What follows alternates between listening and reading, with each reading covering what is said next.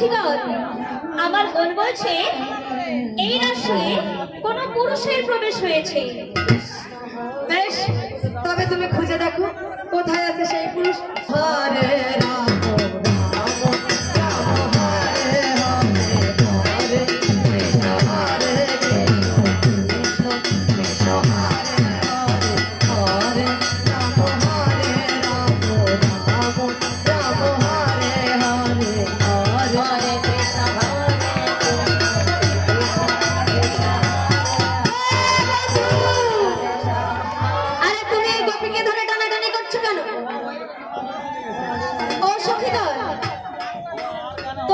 সকল গোপীর চাইতে আজ আমার এই গোপীকে বেশি ভালো লেগেছে।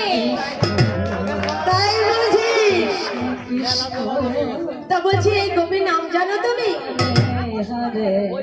গোপীর নাম আমি কেমন করে জানবো? তোমাদের সখী, তাহলে তোমাদের জানার কথা। আরে আমরা কেমন করে জানবো? এই তো নতুন আমাদের সঙ্গে জয়েন্ট করলো, তার নাম কি করে জানবো বলো? আমি তো মনে করলাম তোমার যখন এত ভালো লেগেছে তোমার হয়তো চেনা। না না না গো, আমার চেনা হবে কি করে? গোপীর বদনই তো আমি দর্শন করি। শোনো, এক কাজ করি, তোমরাও যখন চেনো না আর আমি তো চিনি না, দর্শনও করিনি, তবে সর্বপ্রথমে এই গোপীর নাম জিজ্ঞাসা করি। বলি, ও গোপী, তোমার নাম কি গো? শ্বেত গোপী। শ্বেত গোপী?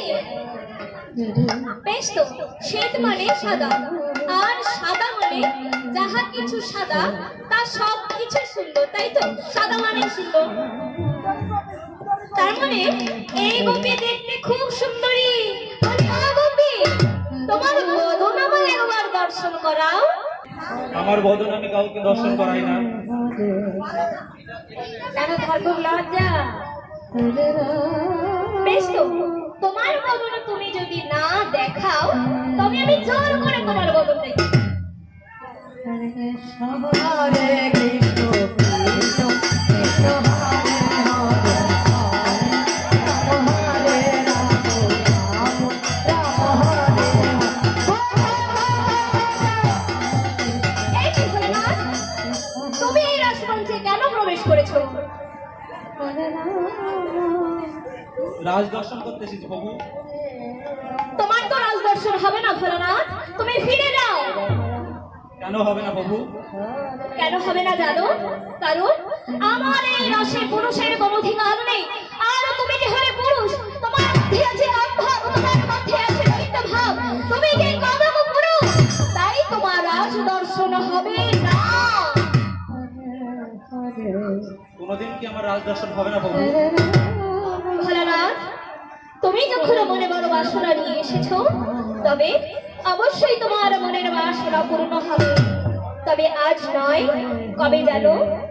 আমি এই দাপন লীলা সাঙ্গ করি ওই নদী আয় যাব কলি যুগে। সেই নদী আয় আমি সচিবার্ব সিন্ধু মাঝে জন্মগ্রহণ লভিব, আর সেই নাম রূপে করব আমি পূর্ণ রাস। সেই রাস আমি শান্তিপুরে গিয়ে করবো ভাঙা রাস, একমাত্র তোমারই কারণে। আর সেদিন ওই তামাল তলায় বসে তুমি আমার ভাঙা রাসের কিঞ্চিত মাত্র দর্শন করতে পারবে, আস্বাদন করতে পারবে। সেদিন তোমার মনের বাসনা পূর্ণ হবে মহাপ্রভু শ্রী অদ্বৈত রূপে। এবার তুমি ফিরে যাও ভোলানাথ। বেশ প্রভু, তবে এবার তোমাদের কি বলবো প্রভু, দর্শন দাও। ভোলানাথ, একটু নৃত্য করো। নৃত্য হবে হবে হবে হবে।